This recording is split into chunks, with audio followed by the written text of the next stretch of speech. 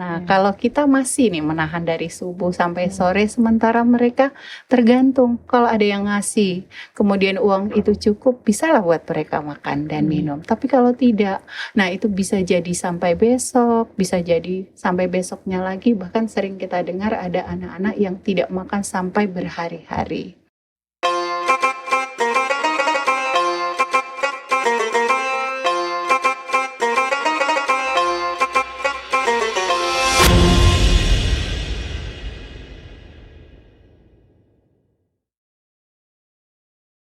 Bismillahirrahmanirrahim. Assalamualaikum warahmatullahi wabarakatuh. Alhamdulillahirabbil alamin. Assalatu wassalamu ala asyrafil anbiya'i wal mursalin sayyidina wa maulana Muhammadin wa ala alihi wa ashabihi ajmain. Amma ba'du. Alhamdulillah, para bunda dimanapun berada, bertemu kembali dalam podcast Aisyah pada sesi Ramadan kali ini. Kita bisa bertemu kembali, segala puji kita panjatkan kepada kehadiran Allah Subhanahu wa Ta'ala, yang mana atas berkat nikmat dan rahmatnya kita masih dapat bertemu kembali pada Ramadan, tepatnya tahun 1445 Hijriah. Baiklah Bunda, izinkan saya menyapa pemateri kita kali ini yang akan menemani kita semua pada sesi podcast Ramadan bersama Ibu Aminah SAG MPD. Sebelumnya kita lanjut kepada materi, saya perkenalkan dulu ya Ibu kepada para bunda di rumah dan dimanapun berada, sekilas tentang CV atas nama pemateri kita, Ibu Aminah SAG MPD. Profesi beliau saat ini sebagai pengajar atau guru ASN di MAN 1 Pontianak. Kemudian pengalaman organisasi pemateri kita cukup banyak ya. Pertama, sebagai Ketua Umum Nasyiatul Aisyah Kota Pontianak pada tahun 2011 sampai dengan 2016. Kemudian sebagai Ketua KKG Provinsi Kalimantan Barat dan sebagai Instruksi Asesmen Kompetensi Madrasah Indonesia. Masya Allah, luar biasa ya sibuknya ya Ibu Aminah. Dan sudah punya cucu juga ya Bu ya. Sudah 2. Kayaknya di sela-sela kesibukan masih sempat peran seorang nenek yang sibuk jadi bisa mentransfer nanti di pola asuh anak. Nah, para bunda, saat ini materi kita atau tema yang akan kita angkat adalah melatih anak berpuasa sesuai dengan tuntunan Al-Quran dan hadis. Nah, ini sesuai nih. Kebetulan pemateri kita aktivitas beliau memang berkecimpung di dunia pendidikan. Untuk lebih lanjutnya kita akan belajar lebih banyak tentang tema yang akan kita bahas dengan pemateri kita.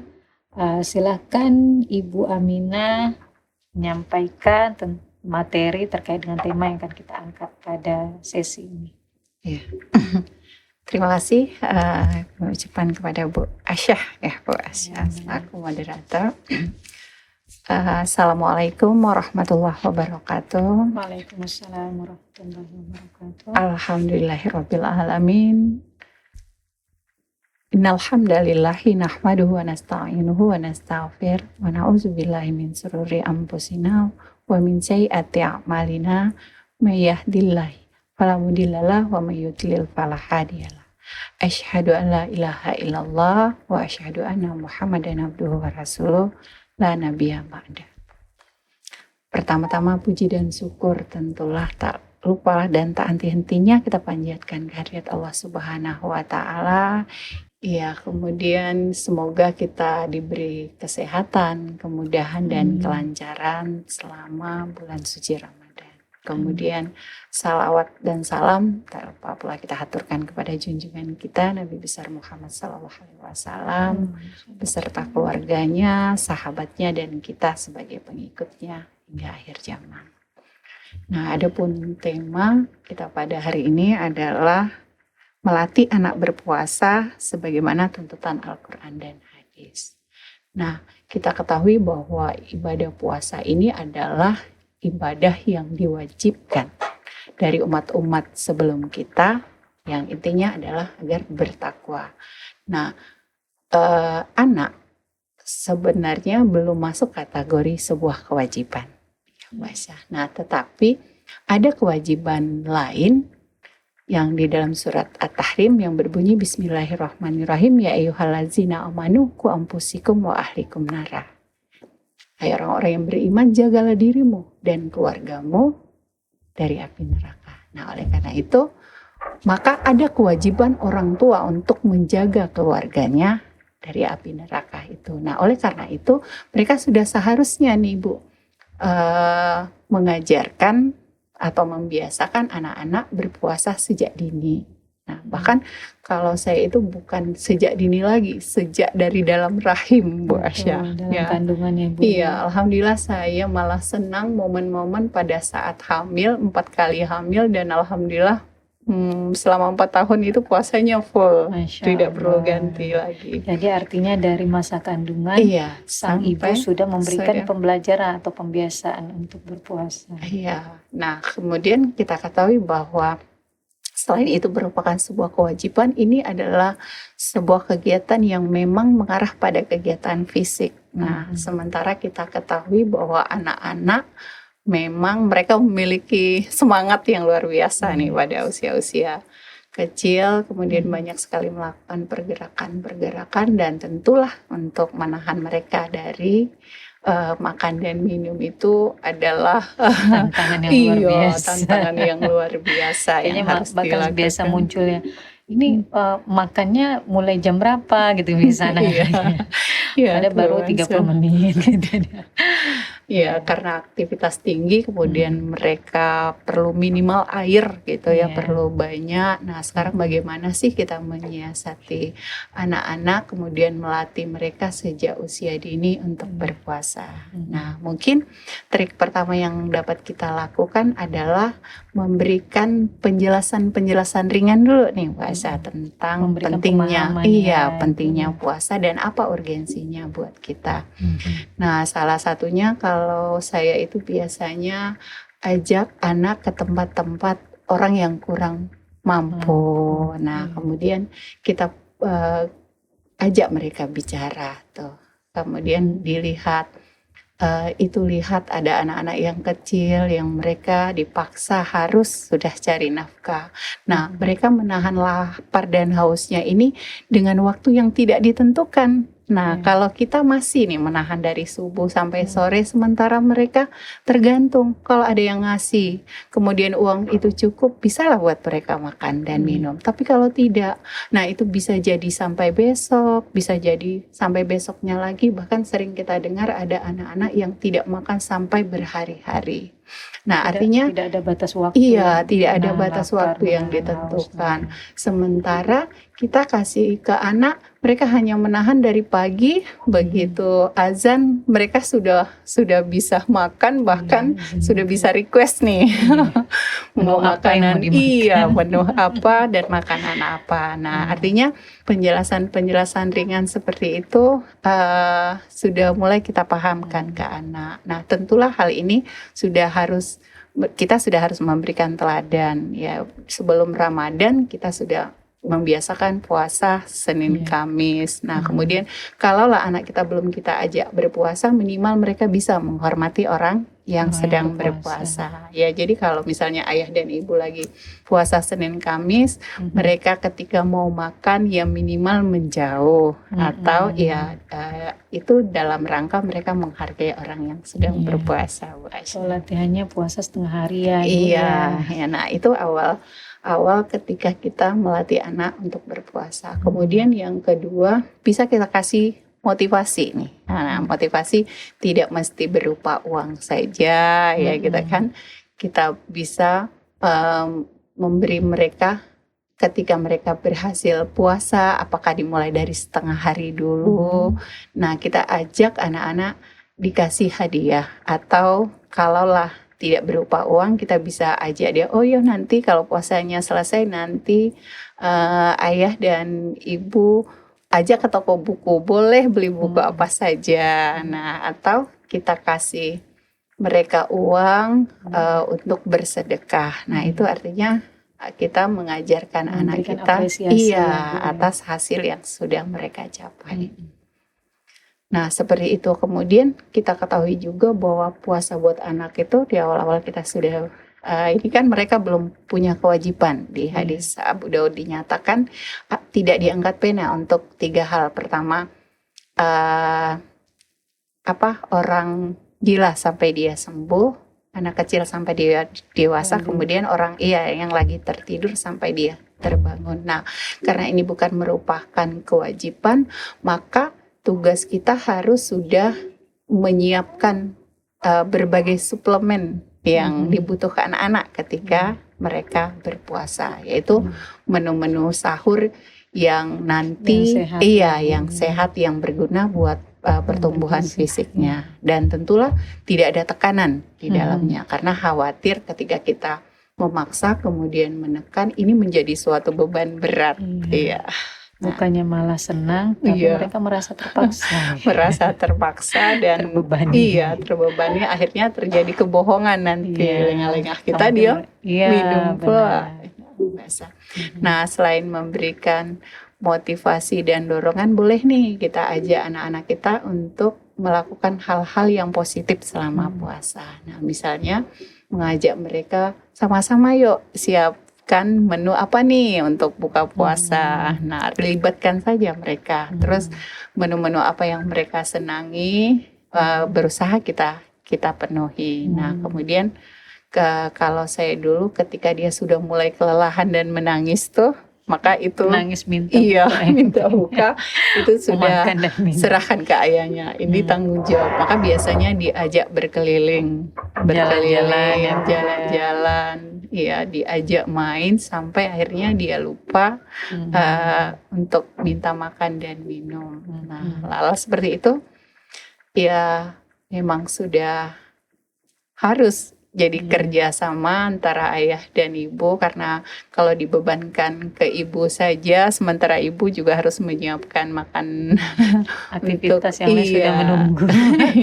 Jadi ini kayaknya udah ranah ayah, maka dia yang harus ambil alih untuk sama-sama. Jadi memang harus ada kerjasama antara suami dan istri untuk mendidik anak-anak mereka agar sudah terbiasa berpuasa sejak dini. Kemudian langkah terakhir bertahap.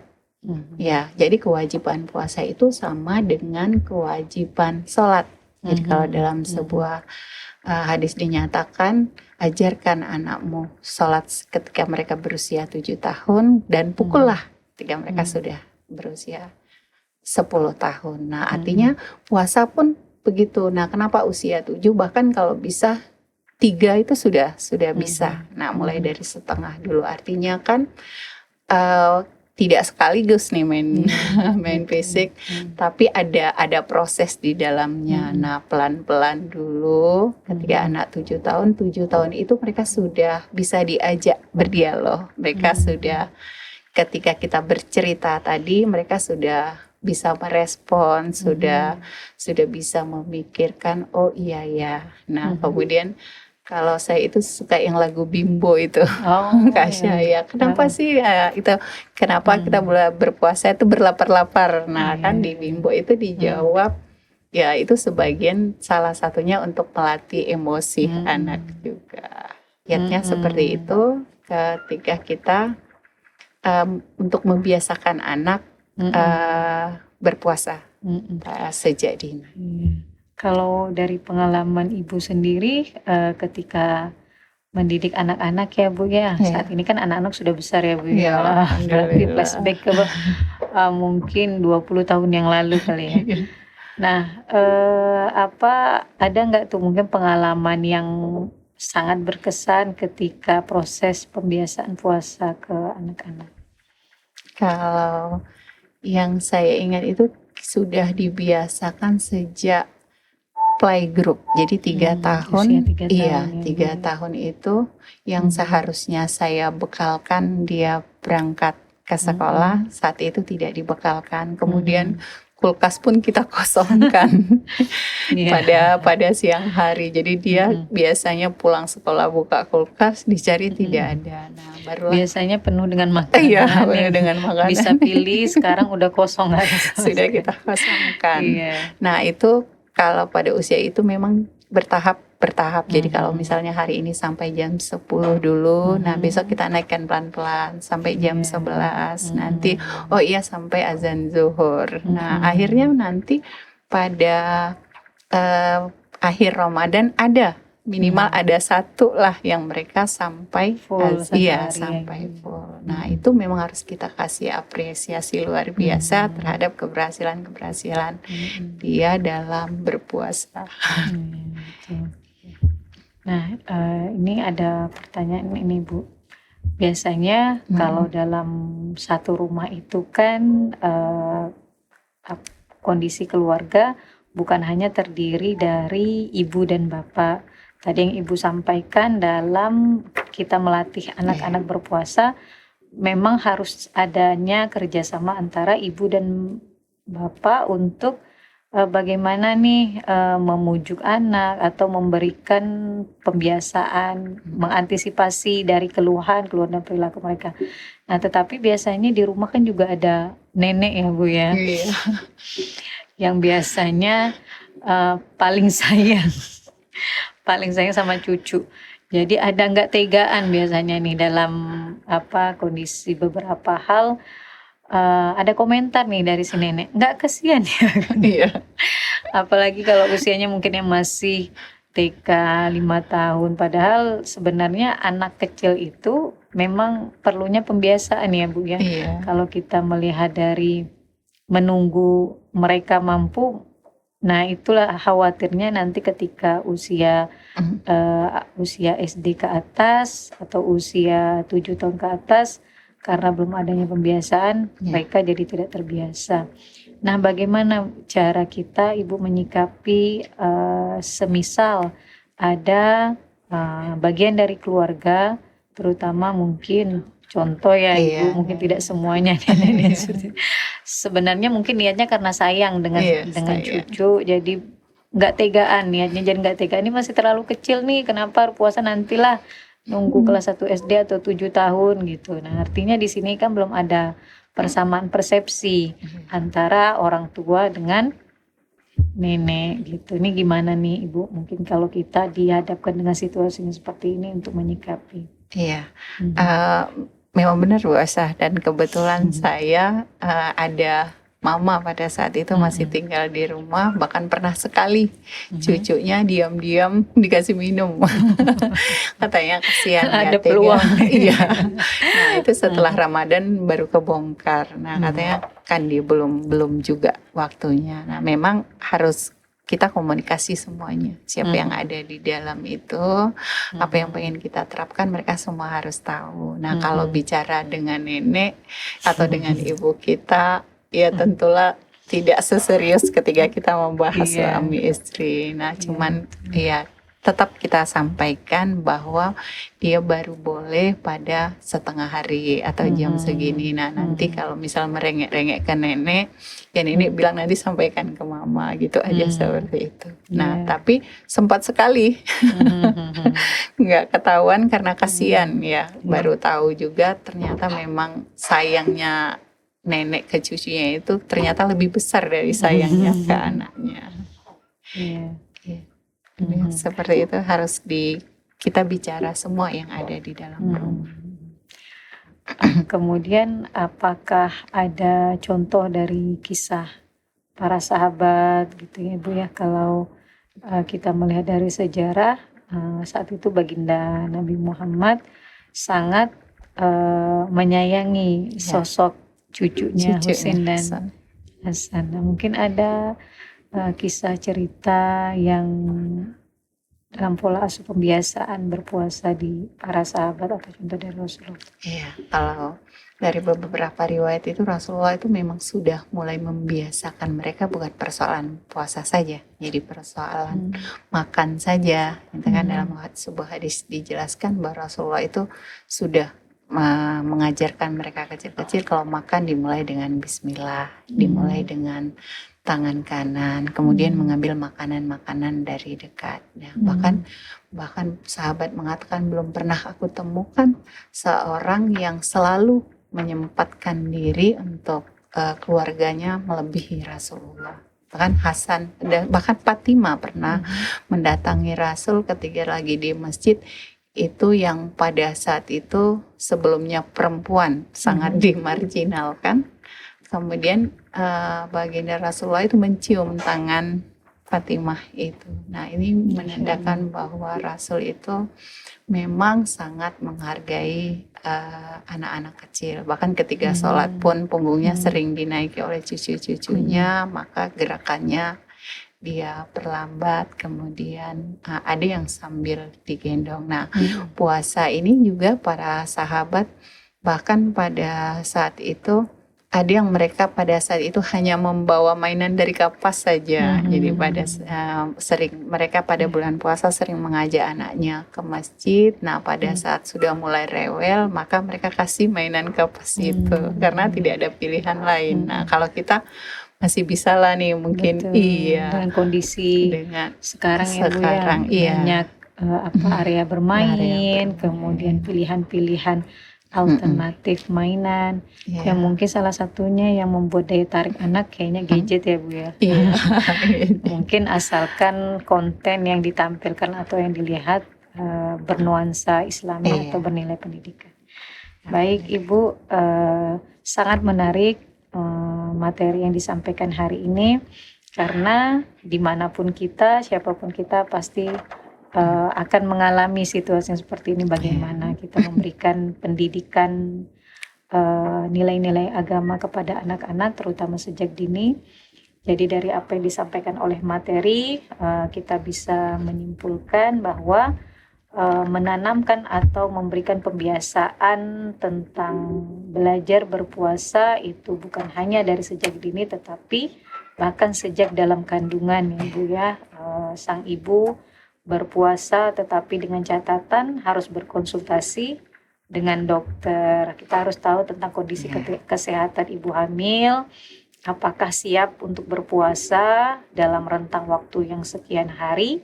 Nah, kemudian pembiasaan yang kedua, memang kita harus istiqomah dari hal-hal kecil, dari rentang waktu yang tadi menahan lapar dan haus dalam durasi waktu 3 jam, besok bisa ditambah lagi 4 jam, 5 jam, seterusnya sampailah bisa untuk bertahan dari subuh atau sejak imsak sampai dengan waktu azan maghrib. Nah, semoga dari apa yang disampaikan oleh materi pada kesempatan kali ini, kita para bunda dimanapun berada dapat mengambil pelajaran, kemudian kita dapat menerapkan dalam kehidupan kita dengan niat lillah, memberikan pembiasaan kepada anak-anak bukan hanya dari aspek puasa, tetapi juga kepada nilai-nilai Islam dari sejak dini, sehingga menjadi sebuah habit atau kebiasaan di kemudian hari. Baik para bunda-bunda di rumah dimanapun Anda berada, semoga bermanfaat apa yang telah kita sampaikan atau kita bahas pada tema kali ini. Sampai bertemu di program Aisyah Ramadan berikutnya. Wabillahi taufiq wal hidayah. Wassalamualaikum warahmatullahi wabarakatuh. Waalaikumsalam warahmatullahi wabarakatuh.